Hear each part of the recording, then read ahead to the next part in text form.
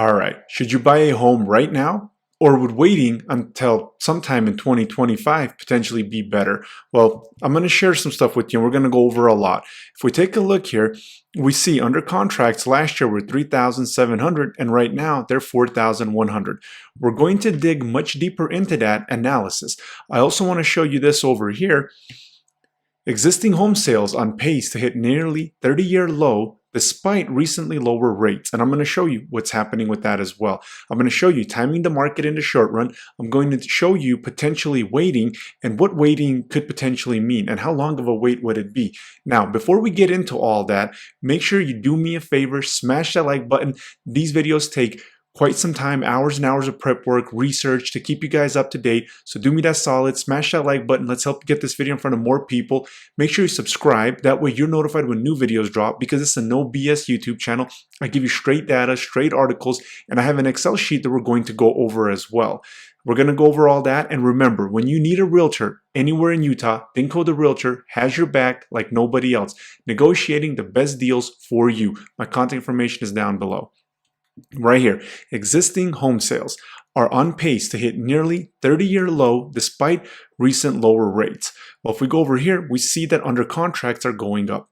Now, this is going to be all over the place. I'm going to try to go through this really quickly. This right here is a Redfin article. Look at the sales right here. If we take a look what the sales are doing. They have not rebounded. Now, could things be rebounding here with under contracts going up? What's happening? We're going to dissect all this because there's a lot unfolding, and I've been saying this whole entire year that the best deals are going to come in November and December, and that has been true. We're seeing much more price cuts. We're seeing sellers willing to negotiate, dropping their prices, articles coming up with more and more price drops, and days on market increasing, all meaning that the buyer has more and more leverage now, especially as we're going into the holiday season. And the data is suggesting November, December this year is going to be the best time to buy. Now, waiting into 2025, we're going to cover all that. So if we go over here, mortgage rates continue rising. So they were coming down. I mean, the Fed did their rate cut, and yet today, look at this. Mortgage rates continue rising, hitting highest levels since July. The reason is all of this job data coming in, unemployment has come down, the amount of jobs being created has, just blew things out the water, causing the 10-year to increase, saying, hey, inflation is not really under control. We're not thinking that the Fed's going to drop rates that much quicker. So we need to really backpedal here. And that's why we're seeing these mortgage rates increase. And if you take a look at this chart, look at this increase. Now, this is actually good for you as a buyer, not good for you if you're a seller. But if you're a buyer, this is good for you, meaning even better deals in November, December. Buyers are more likely to back out, not be able to qualify for their financing if they didn't lock in their mortgage rate. And now they're locking in a mortgage rate that's, almost 1% or at least more than 0.5% higher than what they were anticipating. That monthly payment going up, meaning more houses come into the market. And if we take a look over here, so this is what I want to show you guys. This is how you follow what's going on. Right here, we see that we have much more actives this year, 11,200 compared to a year ago. And I've been going over this in my analysis with what's happening with inventory. Inventory peaked at the end of September at 11,400 here. We might have some more inventory growth in October. Both in October 2022 and October 2023 is when inventory peaked. We see that we're much higher than that here at the end of September, and it might have peaked here already at the end of September. Last week we had a decrease of about 8 units at the peak of the week, so we'll have to see how this is going to unfold. There we go, how this is going to unfold. Now back over here, how do we track what's going on here? Well, right here, inventory is up. However, under contracts are going up, right? I mean, we have essentially over 400 more units under contract right now than a year ago. And if things are going under contract, well, that means that things are going to start picking back up in the spring. If we don't see that recession, and I've been saying this, until we see a recession, your spring is going to be the worst time to buy, beginning of summer, and then the second half gives you the best buying opportunities. But we're in that second half right now. So if you're going to take advantage of something in the short run, you want to do it now. Have a bunch of people reaching out. We're following the market together, giving them updates. And even when people are panicking, saying, oh, interest rates are dropping, or what's going on? Is inventory going to go away? Am I not going to be able to get a deal? I show them what's going on with the inventory, and then I keep you up to date with what's going on with the interest rates. Well, now they're on the way up. So back over here, If we take a look at, let me remove myself. If we take a look at 2018 and 2019, we see that under contracts were 5,983, 5,870. Essentially, we're at 4,000 right here, which means we're not back to pre-pandemic norms. And if we go back to 2021 and 2022, we see here 7,600 under contract, 8,495 under contract. And if we go over here, when people are saying, hey, bidding wars are going to happen, they're going to drop rates, it's going to be $100,000 above list price. Now, prices could uptick if the Fed does pull a soft landing, they do land a plane without much turbulence, then potentially prices could continue going up in the spring and continue going up into the end of the year and into 2026, but moderately, right? Look, this is what you need in order for things to go out of hand. In 2021, there was 2,300 units available. In January of 2022, there was 2,000 units available. Well, if we take a look over here, look at our inventory. We have 11,400. Last year, we had a peak of 9,500. I went over that stuff with you guys, right? So in order for things to go completely bananas with bidding wars everywhere, we have to have under contracts go up and we have to have inventory fall down to what it was during the pandemic of 2,000 units to start the year. Well, we see that we started the year last year slightly under 2023 levels. However, as the year proceeded, inventory grew much higher in 2024. Now the question comes, if under contracts are going up, do you want to wait into the end of next year? How long do you want to wait? And the thing is if basic economic principles were in play, I would say that yes, we're going to have a recession. However, I'm going to show you why basic economic principles are not in play. We have issues in the car industry. We have issues in the housing industry with sales being down. I mean, even right here, let me pull that article up. Let's see here. Oh, never mind. Oh, here it is actually. Housing industry urges Powell to stop raising interest rates or risk economic hard landing. And this was October of 2023. Well, interest rates did not go down for this whole year. So why are we not seeing this economic hard landing?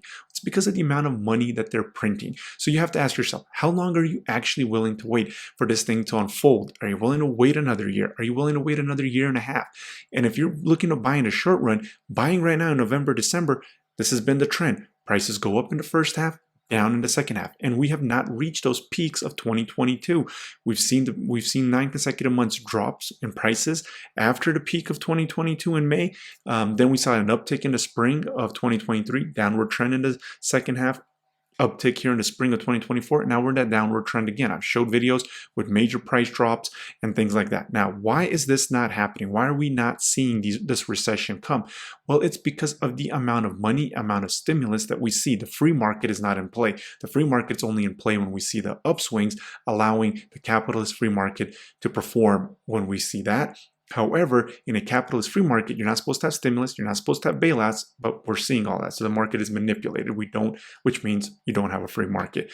FHA, I went over this, decreasing principal and interest 25% up to 3 years. Then over here, we see VA, they asked lenders to pause foreclosures until May of 2024. Hey, and if anybody needs help, it should be the veterans. If anybody's going to be taken care of, it should be the veterans.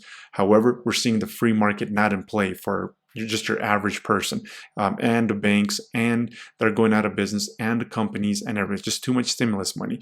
Then it was May of 2024. But look at this right here. VA has now said we're calling for a targeted pause on foreclosures through December 31st of 2024. Well, if they're not allowing foreclosures to hit the market, that's going to prevent unemployment skyrocketing, right? That's one of the aspects of the economy. Also, if they're not allowing foreclosures, you're not going to have forced selling, which is not going to put downwards pressure on home prices and flood the inventory levels of houses for sale with people being forced to sell. So that's one aspect of it. That's why buying here at the end of the year, per the inventory's up, sellers are getting more desperate, and that's just been the trend since 2022. We've seen those much better buying opportunities. So if you are going to buy in the near future, if you wait until March or April, you potentially could be buying at the peak of 2025. And if we go over here, I want to show you guys what else is going on. So right here, look at the stimulus. So FHA has expanded COVID-19 recovery options. Now they're actually saying, hey, if you're more than 61 days delinquent, let me actually zoom in here. Oh, that was a little too much of a zoom in. If you're more than 61 days delinquent, hey, look at this. Through April 30th of 2025, all of a sudden they're allowing you to have access not only until the end of this year, but having access through April 2021. And look at this. If you turned your property, financial hardship impacting your ability to make your on-time mortgage payments, even non-occupant borrowers. So if somebody bought a house with an FHA loan, turned it into a rental, went and bought another house, they're struggling with their rental property, they're still not going to get foreclosed on. I mean, it says it right there, non-occupant, including non-occupant borrowers. And look at this. Now Judge Halt's Biden student loan debt plan, but on Thursday of last week, we saw that the student loan forgiveness actually had a positive. And again, you're printing money into the economy, forgiving debt.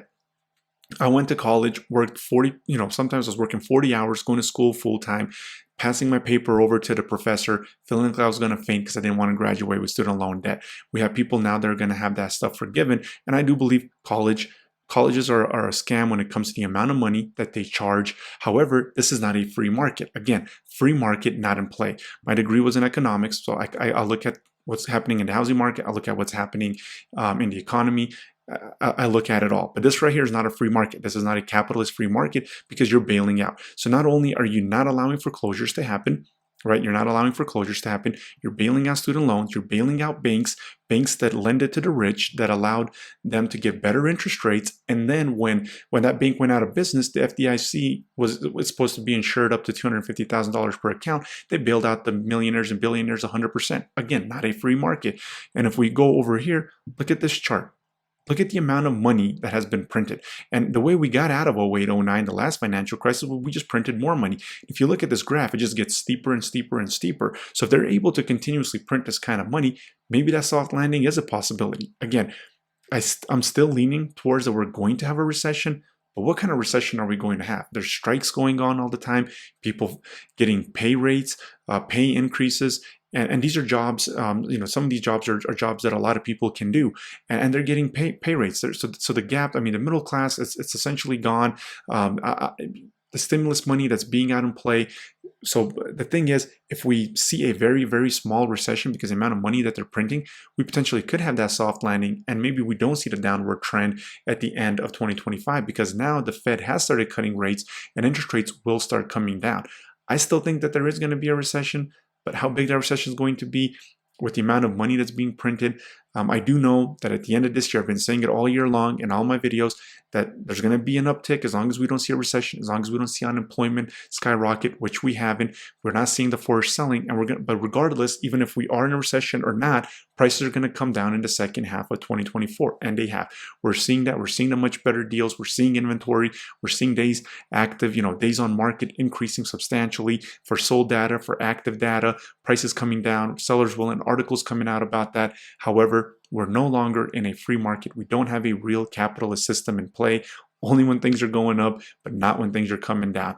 So if you want to take advantage of the housing market here in the near future, if you're looking to buy in the next 3 to 6 months, probably your best deals are going to be November, December, potentially January as well. The only way we're not going to see an uptick is if that inventory continues to grow. And then on top of that, we have some kind of forced selling with either unemployment, foreclosures, things like that hitting the housing market, or else March, April, May, June could be the worst times to buy in 2025, just like they were in 2022, 2023, and 2024. And you might have to wait until the end of 2025. So the question you have to ask yourself, how long are you willing to wait? If you have to wait another year and a half, are you willing to wait? Or are you going to become impatient in the spring? And those are the kind of the questions you have to ask yourself and analyze what's going on. Now, the longer things get delayed, right, the bigger the bubble gets. So again, we just don't have a free market. If we did have a free market, we wouldn't have all these bailouts, we wouldn't have all this stimulus money, we wouldn't have this amount of money being printed and just stimulating the economy.